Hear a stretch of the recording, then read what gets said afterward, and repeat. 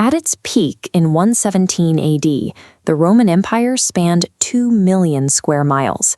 It held roughly 20% of the global population under a single legal and military system. Citizens within this massive territory enjoyed a standard of living that would take centuries to replicate, including running water, heated floors, and massive entertainment venues like the Colosseum. Yet, by the 5th century, this unified superpower had dissolved into a fragmented landscape of warring factions. Technologies like insulated glazing and complex plumbing were simply lost, not to be rivaled again until the 19th century. How does a civilization that dominated the world for 5 centuries end up in total ruin? Rome's own myth begins with the brothers Romulus and Remus, the legendary founders of what was originally a small, localized settlement. For hundreds of years, this community was governed as a republic, managed by its elite senate. To conquer the Mediterranean, this simple city-state had to invent incredibly complex systems. They built professional standing armies and constructed thousands of miles of paved roads to move troops and supplies across their new territories. But that rapid success put immense pressure on the republic's simple structure. The influx of wealth and territory created massive inequality and sparked decades of internal civil war. In 27 BC, Octavian provided a structural solution. He kept familiar titles of the republic but took absolute power as the first Roman emperor. This shift wasn't just a political coup, it was a necessary adaptation to handle the sheer scale of the Roman world. To keep the empire together, the state had to become a centralized autocracy. Under the early emperors, Rome entered the Pax Romana, a 2-century period of internal peace.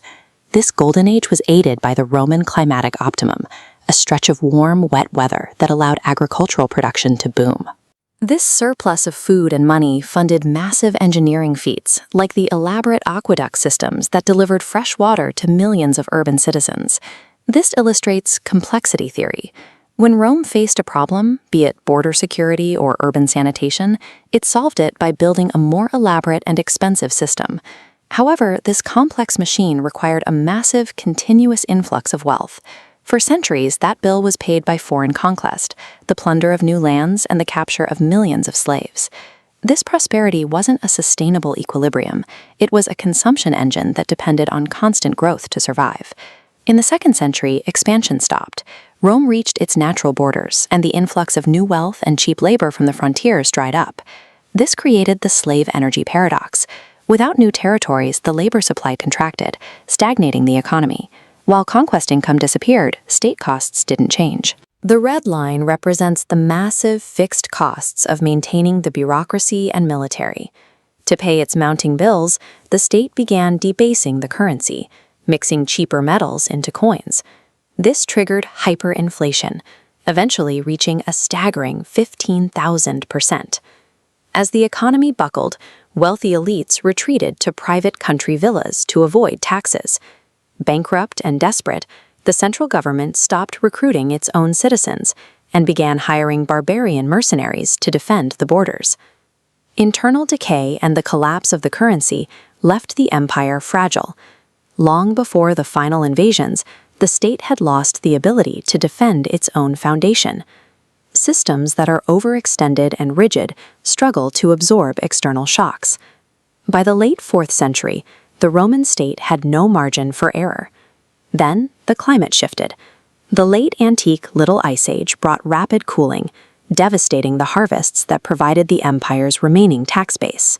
This was followed by deadly pandemics. Ironically, Rome's own efficient trade routes and shipping lanes served as the perfect network for spreading disease across the entire empire. The bankrupt state could no longer pay its mercenary armies. These forces eventually mutinied, and the Gothic tribes that had been mistreated by local officials turned against their Roman masters. The empire's own complexity became its greatest vulnerability. It had built a centralized system so expensive that it could no longer adapt to natural disasters or internal rebellion. The end was a slow political unraveling. The empire was permanently split in 395 CE, and in 476 AD, the last Western emperor was quietly removed from power. The central government vanished, leaving the grand monuments of the Roman Forum as silent witnesses to a system that had exhausted its resources. But while the centralized Roman state disappeared, the foundations it laid for European life were permanent. The empire's true legacy lived on in the Latin language, the blueprints of Roman law, and the spread of Christianity, which became the cultural framework for the modern Western world. Rome's story is a warning about the unsustainability of infinite complexity, but it also shows that the ideas a civilization builds can survive long after its walls crumble.